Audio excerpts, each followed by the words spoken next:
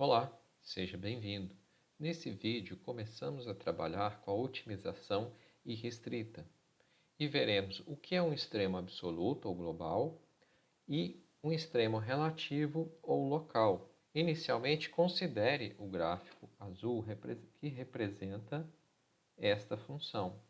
X está representado no eixo vermelho, Y no verde e Z no azul, em que z é a variável dependente, z é igual a f de x, y. Observe que o valor o valor da função, pode assumir valores 2, 1, valores superiores à origem. Entretanto, esse valor z igual a zero pelo gráfico é um máximo da função, mas é um máximo apenas local ou relativo. Por quê? Porque na proximidade desse ponto em que x e y são zero, a função alcança um valor zero. E à medida que x e y se distanciam um pouco desse valor zero, zero, o valor de z diminui. Ou seja, na proximidade desse ponto, z igual a zero é um máximo local, ou seja, no ponto. Nós temos que f de 0 e 0 é maior ou igual a f de x e y, mas em uma dada vizinhança. Assim, esse ponto é um máximo relativo. Por outro lado, no segundo gráfico, que representa essa função, perceba que esse ponto é o menor valor possível para essa função. E, para qualquer valor de x e y distante desse ponto, z irá ser sempre maior. Então, esse é o menor valor que a função pode assumir. Sendo assim, se esse é o menor valor que a função pode assumir dentro de todo o seu domínio, esse é um ponto de mínimo global ou absoluto, uma vez que esse será o mínimo para todo o domínio da função. No terceiro gráfico, nós temos o inverso. Vemos aqui 4 é o maior valor da função. Z asterisco igual a 4 é o maior valor que a função poderá assumir dentro do domínio. Se estou considerando que esse é o maior valor para todo o domínio da função, então esse deve ser o máximo global ou absoluto. Você pode utilizar o GeoGebra para representar esses gráficos e visualizar melhor e analisá-los da forma que achar melhor. Vamos fazer no GeoGebra o segundo gráfico, que é o mínimo global. Você deve, neste campo onde está indicado mais, você deve digitar z igual a x, chapéu 2, setinha para a direita, mais y, chapéu 2, setinha para a direita. Essa setinha para o número não ficar subscrito. Eu irei escrever agora sem apertar a seta para a direita para visualizarmos o que ocorre. Menos 2x. Perceba que, ao não fazer isso, o programa entende que o menos 2x também está elevando o y. Então, eu vou apagar, setinha para a direita e apertar menos 2x, menos 6y mais 14. Como ficou um pouco longe, eu posso vir aqui e colocar 5, 9, por exemplo.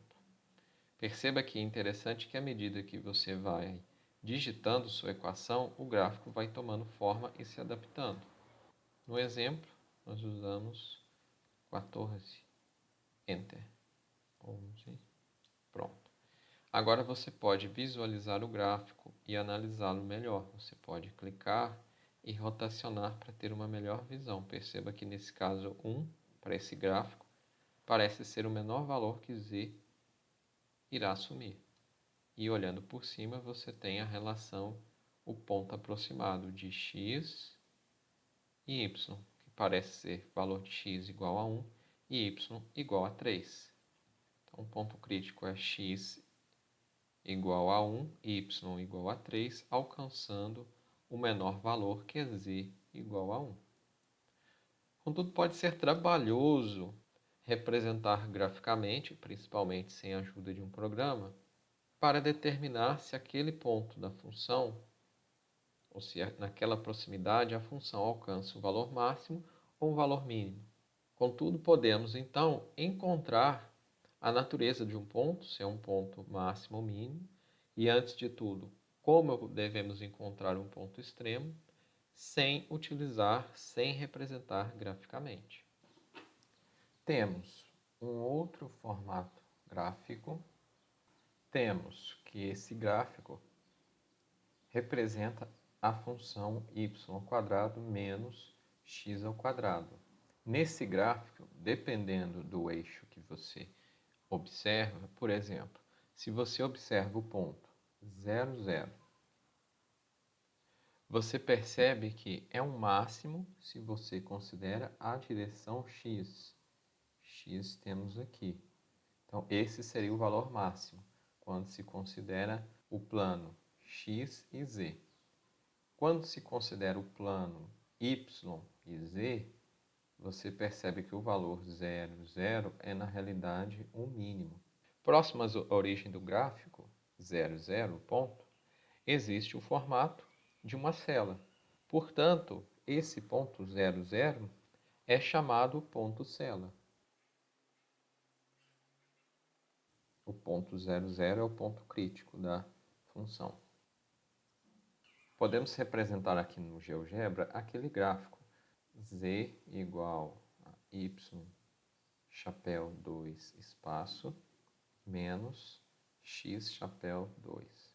Aqui está um pouco mais complexo a visualização,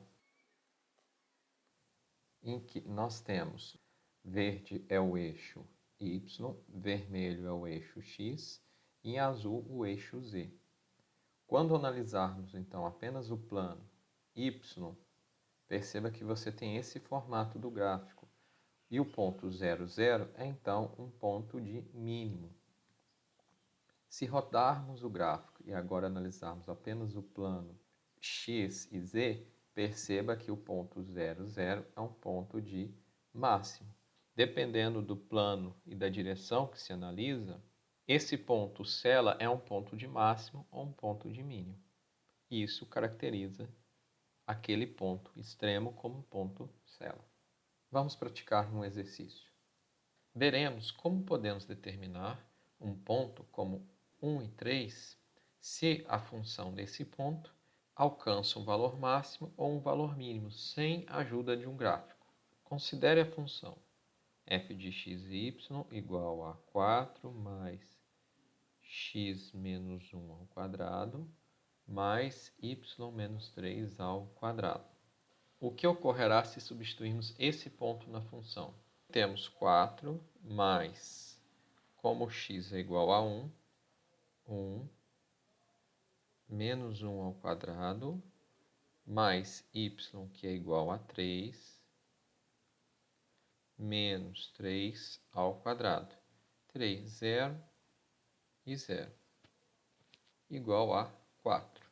Contudo, veja que os termos estão elevados ao quadrado. Então, se substituirmos um valor diferente de 1, por exemplo, 2, menos 1 ao quadrado, mais, por exemplo, 4 menos 3 ao quadrado, mais 4. Teremos 4 mais 1, que é igual a 6. E se tentarmos um valor negativo para x, menos 2, menos 1 ao quadrado, mais, tentando um valor negativo para y também, menos 1, menos 3 ao quadrado. Como os termos estão elevados ao quadrado, aqui sempre será positivo. E assim vemos que qualquer valor que atribuímos a x e y teremos valores positivos adicionados a 4. O menor valor que a função poderá assumir será então 4, uma vez que esses dois termos serão anulados. Sendo assim, concluímos que o ponto x e y igual a 1 e 3 é um ponto de mínimo, o menor valor possível que a função irá assumir. Essa é uma forma de analisarmos se a função está alcançando o valor máximo ou mínimo naquela proximidade. Contudo, dependendo da função, e além disso nós precisamos ter o ponto 1 e 3 com antecedência para determinar se ele é o máximo ou mínimo. Veremos no próximo vídeo como podemos determinar esse ponto 1 e 3. Esse ponto que é um ponto extremo da função, seja o extremo de mínimo ou extremo máximo desta. Até a próxima!